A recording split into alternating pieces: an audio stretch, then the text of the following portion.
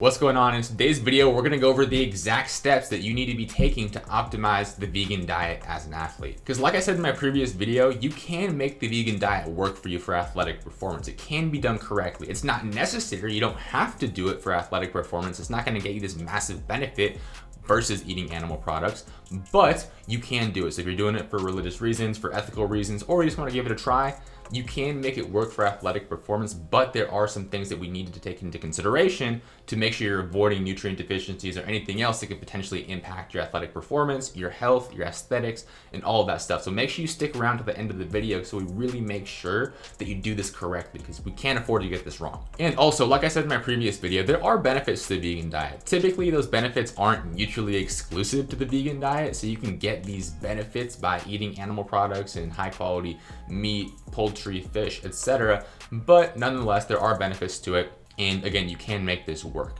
But there are some things we need to consider. The first one being your protein intake. And this is the most obvious one, because as a vegan, it gets more difficult to get protein sources in, because what are you cutting out? You're cutting out meat, fish, chicken, poultry, dairy, things that typically are very easy protein sources and help you hit that protein target.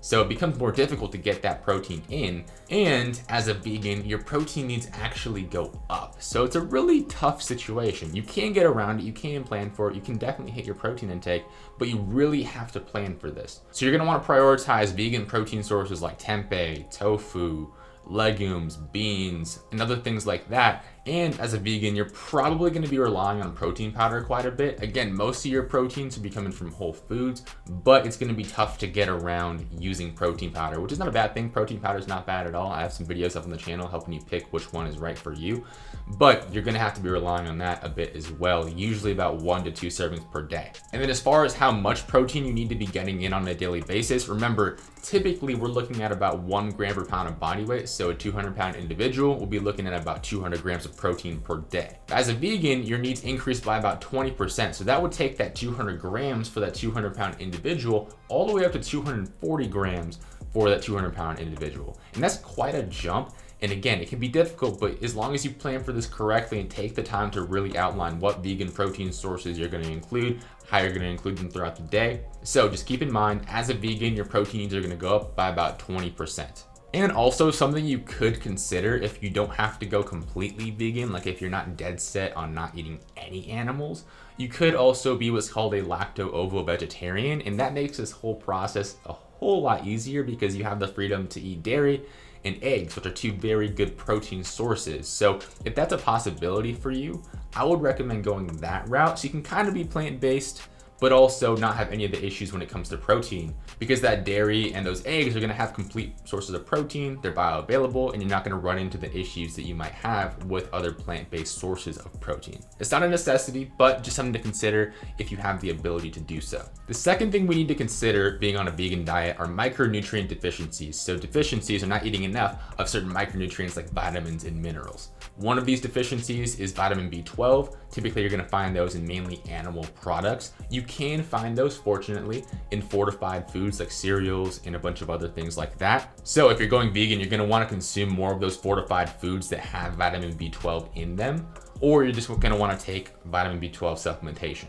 Another micronutrient you might run into issues with is iron, because animal-based sources of iron are more bioavailable, more easily absorbed than plant-based sources of iron. So if you're gonna switch to plant-based, you might have some issues there. And iron supplementation is kind of outside of the scope of this specific video, because it can really depend on the individual and a lot can go wrong there. So I'm not going to give you any specific recommendations there. You want to talk to your doctor about that, but just want to put that on your radar so you make sure you're aware that's a possibility. And then another micronutrient that you might run into issues with on a vegan diet is going to be zinc. And you can get around this by including foods that are plant-based that have zinc in your diet. Things like beans, legumes, and other whole grains as well. But I'd be careful with supplementing with zinc, because if you supplement with zinc for a prolonged period of time, you might run into issues with copper absorption. So I wouldn't recommend just going out and taking a bunch of zinc to get around this potential deficiency. And again, I want to reiterate, with any of these micronutrients, be careful with over supplementation if you don't clearly know you have a deficiency. So unless you've talked to your doctor or gotten blood work done, just want to make that very clear. But with the specific case of zinc, focus on getting more foods in your diet that have zinc. And this is gonna be pretty easy, because like I said, beans, legumes, whole grains, things that are gonna be pretty easy to come by on a vegan diet. So Just keep that in mind. And then another micronutrient that you could potentially run into issues with, and as you can see, there's a lot of things to consider when you're going vegan. So if you're gonna do this, do it right. And if you don't have to do this, I really wouldn't recommend it. But if you're gonna go this route, or whether it's for religious reasons or ethical reasons, like we talked about before, another thing you wanna consider is vitamin D. And most people in general do not get enough vitamin D in, and it's pretty difficult to find in food as it is, even in animal sources. But one of the food-based sources of vitamin D is going to be dairy and milk, things like that, and you're cutting that out on a vegan diet, so it becomes that much more difficult to get your vitamin D in. So when it comes to improving your levels of vitamin D, the easiest thing to do is to just go outside, get outside more. And this goes for anyone, whether or not you're on a vegan diet, because most people suck at this in general. So really prioritize getting outside, go for walks. What I do is when I wake up in the morning, first thing I do is go for a walk, get outside for 15, 20 minutes. I try to go outside more throughout the middle of the day as well, but at least early in the morning, get it done, get some sunlight, get your vitamin D. You could also consider supplementing with about 2,000 IUs of vitamin D per day. Again, with supplementation, you want to make sure that you're actually deficient in it, because if you're already sufficient in it, you already have enough, supplementing with more really isn't going to help you. So if you're concerned about that, I would recommend getting some blood work done and kind of seeing where you're at. Because vitamin D is going to be crucial for a lot of things in your body, like bone health, immune function. I believe there's vitamin D receptors on just about any cell in your body. Don't quote me on that one, but I'm pretty sure that's true. So it is very, very important. Now that you got the micronutrients taken care of, you kind of have an idea of what to expect on a vegan diet, what to prioritize. Now I want to move on to another type of nutrient that is typically hard to come by on a plant-based diet, which is omega-3 fatty acids. And these are important for managing inflammation, for heart health, for brain health, and even for muscle growth. And you're typically gonna find these omega-3s in fatty fish like salmon, sardines, and things like that. But on a plant-based diet or a vegan diet specifically, you're cutting those out. So there goes probably the best source of omega-3s in your diet. You might be saying, oh wait, but Tommy, chia seeds and flax seeds and these sort of seeds have omega-3s in them. Can't I just get them from there? And yes, to an extent, but those have an essential fatty acid or an omega-3 fatty acid called ALA, whereas the type that you're going to find in fish is EPA and DHA. The latter two, EPA and DHA, that are found in fish are more bioavailable. They're more potent in your body. Your body's just able to use them.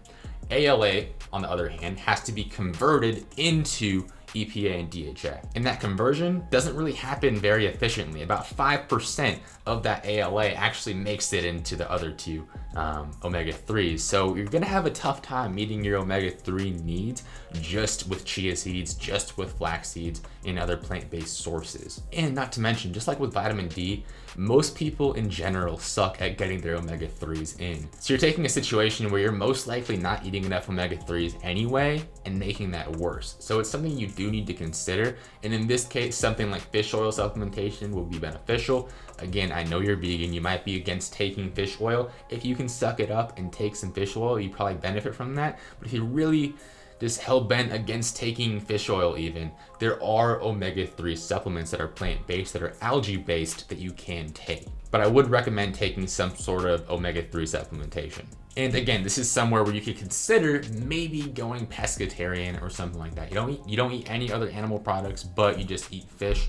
Again, not all of you are going to agree with that, and that's fine, but it's something to consider, so that way you make sure that you're not missing out on any omega-3 fatty acids, and it could be a good way to get around that decreased protein quality in your diet. Something to consider. You don't have to do it, but just want to put that on your radar. Another nutrient to consider that is not typically found easily without supplementation on a plant-based diet is creatine, because where do you find creatine? You typically find it in animal-based sources like meat, poultry, things like that. So if you're cutting those out, there goes your creatine intake, and your body can synthesize creatine on its own, but typically not enough to saturate your muscle creatine stores. So a demographic that would probably see a lot of benefit from supplementing with creatine would be vegan eaters or plant-based eaters, because they're not getting that natural creatine from animal-based sources. So if you're going vegan, I would consider it. It's not a necessity, but it can't hurt. And it could possibly lead to a lot of benefit, because you'll be saturating your muscle creatine stores and potentially improving strength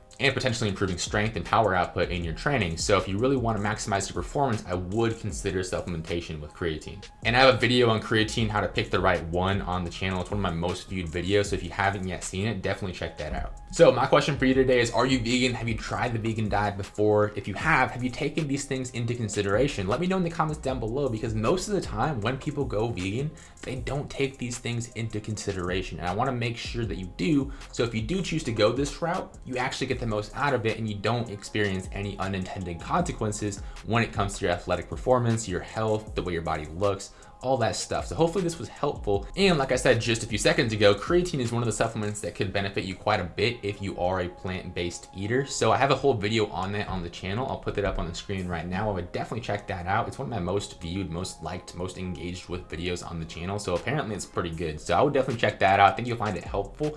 And as always, drop a like on this video if you enjoyed it and subscribe. So I see you in the next video.